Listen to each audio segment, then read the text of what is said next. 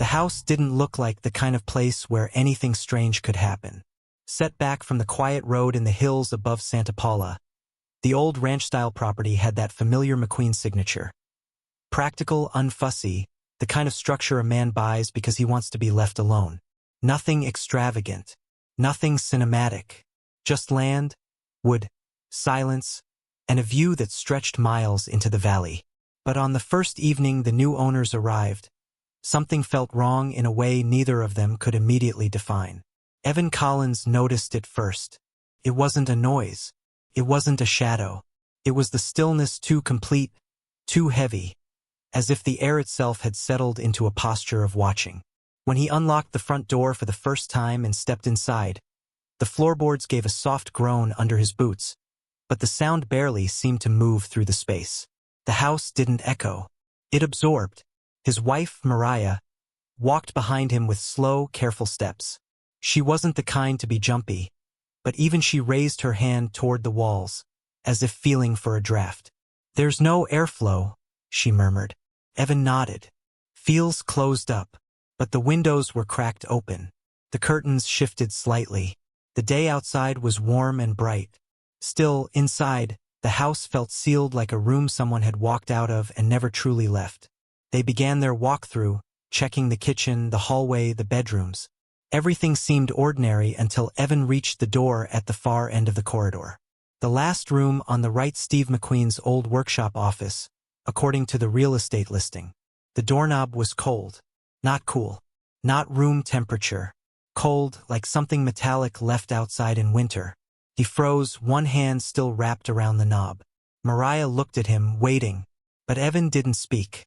He didn't want to say the thought that had flickered across his mind. Someone was in this room recently. Instead, he opened the door.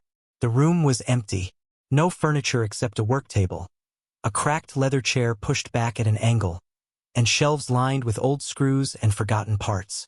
Dust covered everything except one thing, the middle of the table, where a rectangular clean patch suggested something had been sitting there until very recently. Something the size of a small metal box. The realtor hadn't mentioned anything left behind. Mariah stepped in beside him, squinting at the table. Did they say they packed everything? They said the family cleared it all 30 years ago. Evan pulled out his phone and snapped a picture of the dust pattern. But that wasn't what unsettled him. It was the chair. The angle of it. The way it wasn't pushed in, the way it was turned slightly toward the door, as if someone had just gotten up not decades ago, not months ago but earlier that day. He pushed lightly on the chair. The legs made a groaning scrape across the floor. In the silence that followed, both of them heard it, the faint, unmistakable sound of a second scrape, coming from somewhere down the hallway they had just walked through. They turned at the same time. The hallway was empty. But now, for the first time since they entered the house, there was a sound. A soft, rhythmic tapping. Slow, calm, methodical, like someone tapping their finger against a wooden surface, not impatiently, but as if thinking, counting, keeping time. Evan whispered, "Do you hear that?" Mariah nodded, her face tense. "It's coming from the living room." But that made no sense. There was no one in the living room. They had just been there. Evan stepped into the hallway, moving slowly, listening, trying to isolate the sound. As he did, the tapping stopped, and in the silence that followed, he realized something else. The air was cold again. Not the whole house, just the hallway. Just around him. A narrow, unnatural pocket of chilled air that didn't belong in a sunlit California home. He reached the living room doorway and froze. Something on the floor caught his eye. A small metal washer. Old, rusted. Nothing unusual except that he was almost certain the floor had been clear when they walked through earlier. Mariah came up behind him. Where did that come from? He wanted to say it fell from the ceiling. Maybe from one of the old fixtures. Maybe he tracked it in. Something logical. But before he could answer, something happened that defied all easy explanations. From the far side of the house, the workshop office they had left minutes earlier, came a single sharp click. The kind of sound a lamp switch makes, or an old engine part snapping into place. Evan and Mariah turned. The lights in the hallway flickered once, then went still, and for the first time since stepping inside, Evan felt a clear, undeniable certainty. They weren't alone in Steve McQueen's old house. Not in a theatrical way. Not in a supernatural way he was prepared to believe. But in the quiet, chilling, real way that suggested someone or something was moving through the house with them, staying just out of sight, leaving behind the faintest evidence of a presence that never fully went away. Something that kept time. Steady. Rhythmic. Waiting. Evan took a single step back into the hallway, trying to listen past the ringing in his own ears. The house had gone still again, but not in the same empty way as before. This stillness felt occupied, like someone was holding their breath just out of sight, like the walls were aware of them. Mariah placed a hand on his back, a light touch, meant to steady him, but her fingers were cold. He glanced at her. She noticed it too, rubbing her palms together, baffled. "It wasn't this cold 10 minutes ago," she whispered. He nodded, but there wasn't much he could say. The cold wasn't coming from the windows or the vents. It clung to specific places, doorways, corners, the stretch of hallway right outside the old workshop, as if the temperature itself was choosing where to settle. They moved slowly toward the living room, a cautious retreat back to a space with wider windows and fewer shadowed corners. Every footstep felt louder than it should, echoing slightly, even though earlier the house had swallowed sound. The change made Evan's skin tighten. Houses didn't change their acoustics. Not like this. Mariah stopped halfway down the hall. "Wait," she murmured. Evan followed her gaze. The living room was in sight, the open archway, the beige carpet, but something faint floated in the air. Dust? Drifting? No, it wasn't dust. It wasn't natural. It looked like the remnants of fine sawdust, suspended midair as though someone had been sanding metal or would only moments before. "Evan, why is that there?" Mariah asked, her voice barely above a breath. He didn't answer. Instead, he crossed the last few feet until his boots reached the edge of the carpet. The dust-like particles disappeared the moment he stepped in, almost as if the disturbance of air made them vanish. But beneath that invisible cloud, on the carpet, he noticed something else, an almost invisible indentation. A single boot print, weathered, deep, too deep for someone with his weight to make on a carpet that thick. He crouched down, placing his palm beside it. The print was larger than his hand. The heel carried a distinct worn-down edge, exactly the kind you'd see on an old pair of riding boots or motorcycle boots. The kind you rarely see anymore. Mariah's voice trembled behind him. "Who walked in here?" "We did," he said quietly. "But that isn't our footprint." She backed up until she touched the wall, her breath shaky but controlled, like she was trying not to let the fear slip out all at once. She wasn't someone who got scared easily. In fact, she usually grounded him. But now her eyes flicked across the room in quick, darting movements. "Evan, we should leave," she said. "Just for now. Come back tomorrow with the lights on. With someone else." He almost agreed, almost. But then, from the far end of the house, in the direction of the workshop, came a new sound. Not the tapping. Not the mechanical click. This was a low, subtle scrape. Metal dragging lightly over wood. Not in a threatening way, more like someone adjusting a tool on a workbench. Evan felt something shift inside him. A strange pull. Not curiosity exactly, but something close to recognition. The scraper noise wasn't random.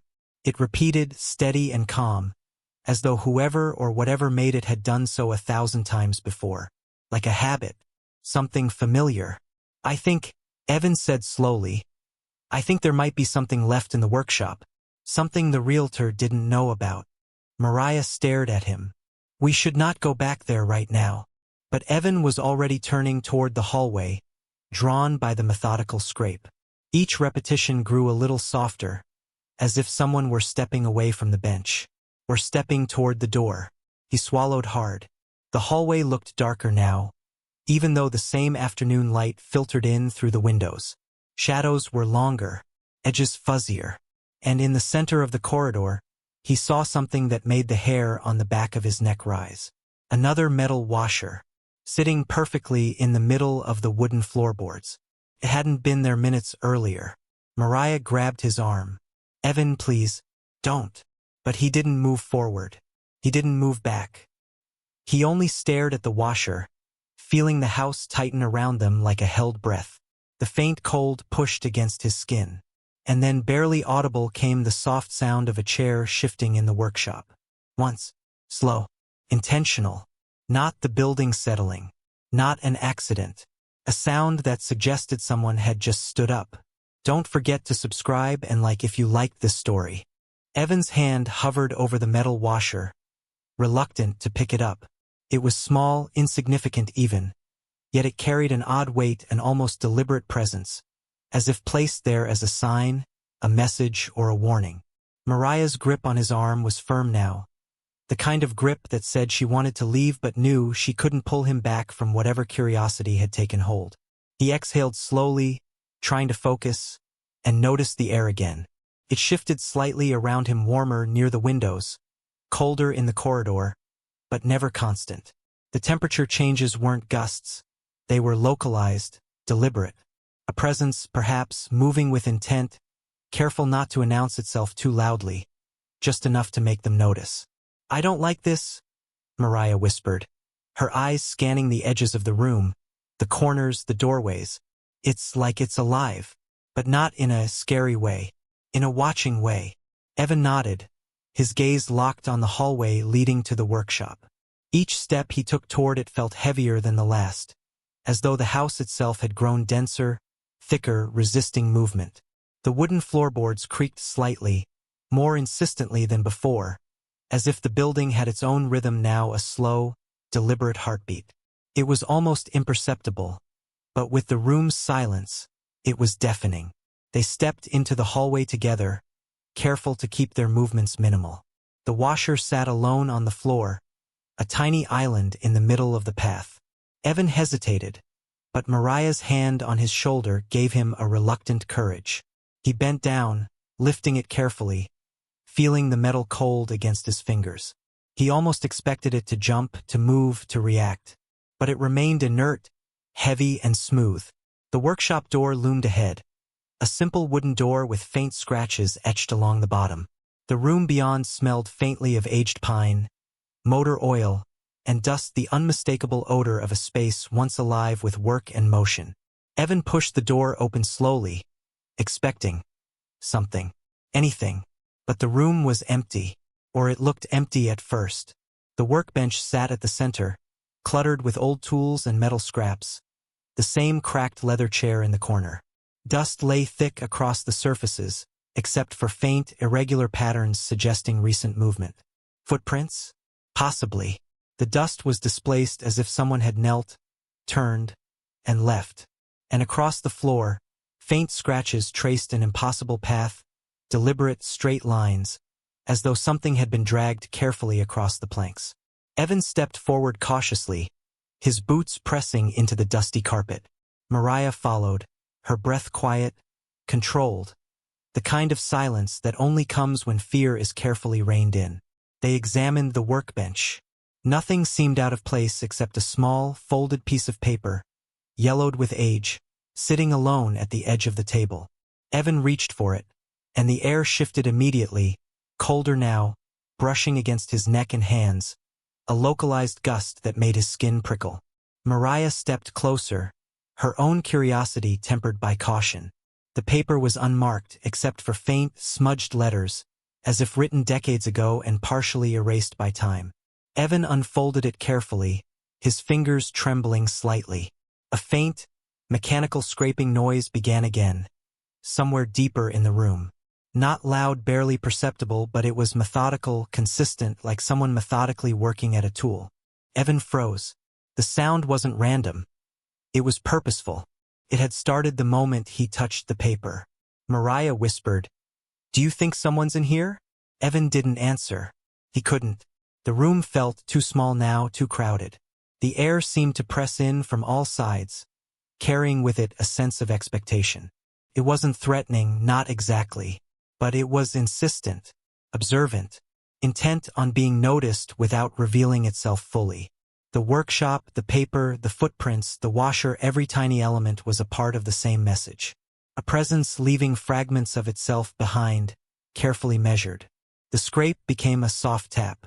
The chair in the corner shifted almost imperceptibly, a subtle movement that made Evan step back. The paper trembled slightly under his fingers, though no draft was noticeable.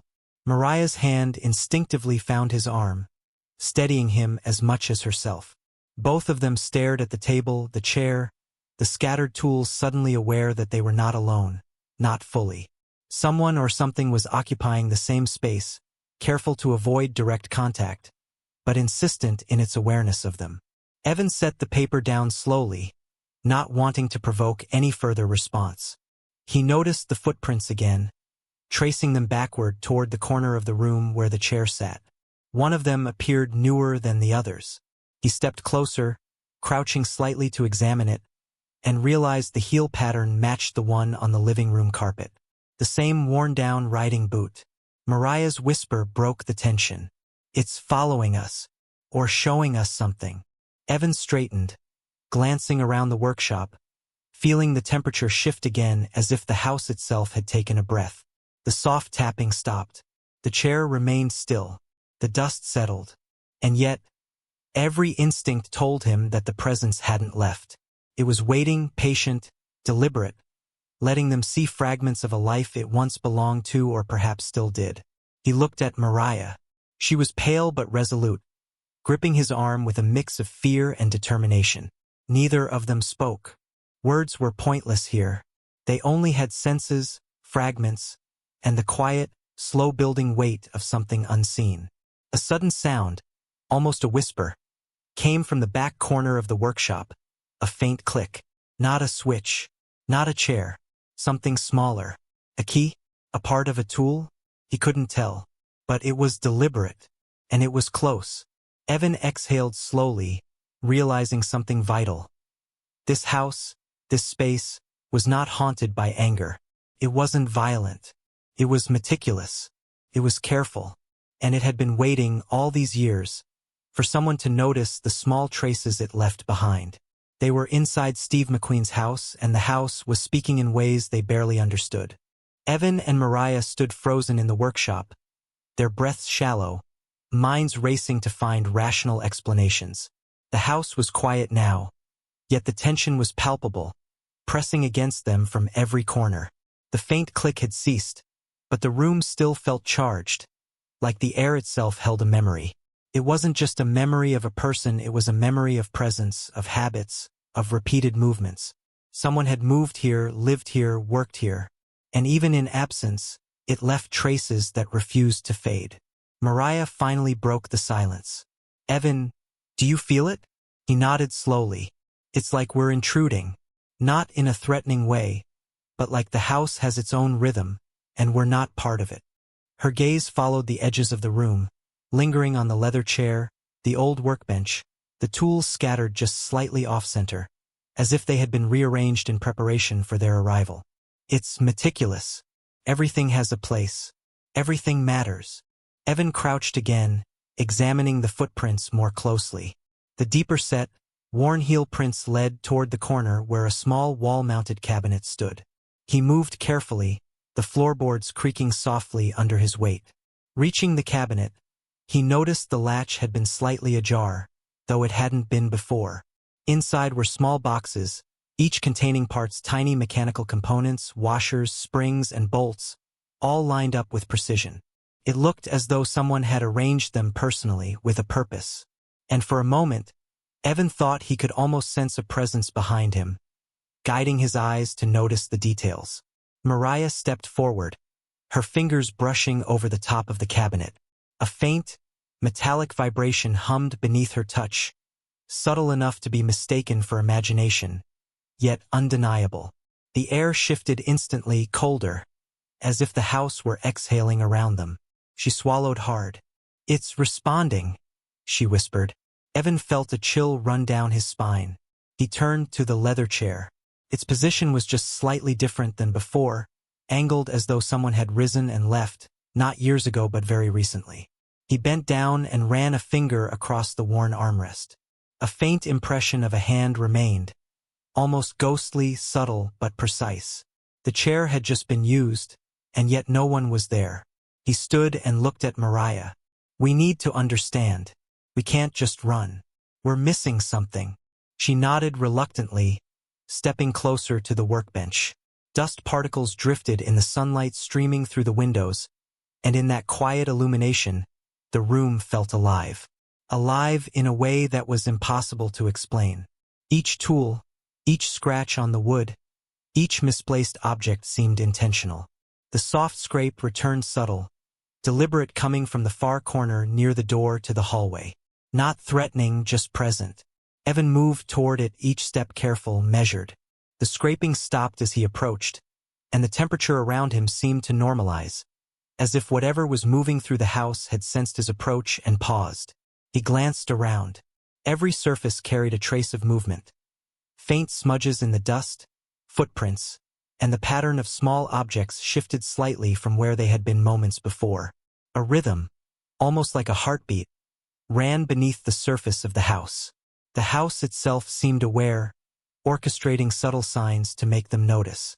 Mariah knelt beside the workbench, examining the small, yellowed piece of paper again. This time, the letters seemed clearer, though still smudged, like a note written by someone who had used it repeatedly, leaving fingerprints and smears. Evan leaned over her shoulder. It was a simple diagram, a series of lines, dots, and numbers. Nothing supernatural, just mechanical, precise, practical. And yet, it was so specific it could only have come from someone with deep knowledge of the house, the workshop, the objects within it. The handwriting was firm, deliberate, a reflection of the meticulous mind that had once occupied this space. Evan stood and walked slowly toward the doorway. The house seemed to contract around him, aware of each movement. The soft tapping returned, now steady, like a metronome. Not loud, not frightening, just persistent, following him, measuring him, the faint, unassuming rhythm of a man who had once counted time in a very particular way. He looked back at Mariah. I think it's showing us how he lived, not trying to scare us, just leaving pieces behind. She exhaled slowly, relief and awe mingling in her expression. It's like he's still here, in his own way. Evan nodded. The awareness settled in him fully. This was not a haunting in the traditional sense. There were no specters, no anger, no sudden terrors. This was a presence left behind, persistent, meticulous, intimate. The house carried the habits of the man who once lived there, echoes of his life lingering in dust, temperature, and rhythm. The workshop, the chair, the tools, even the smallest washer, they were all signatures of a life that refused to be erased. They stepped out of the workshop, pausing at the hallway. The faint tapping stopped. The house seemed to exhale, resuming a quiet normalcy. Yet Evan knew, as he looked back at the dim workshop door, that nothing was truly gone.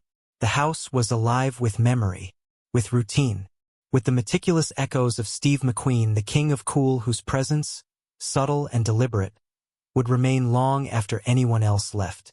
Outside, the sun had shifted, casting long shadows across the driveway. The house seemed ordinary again from the street.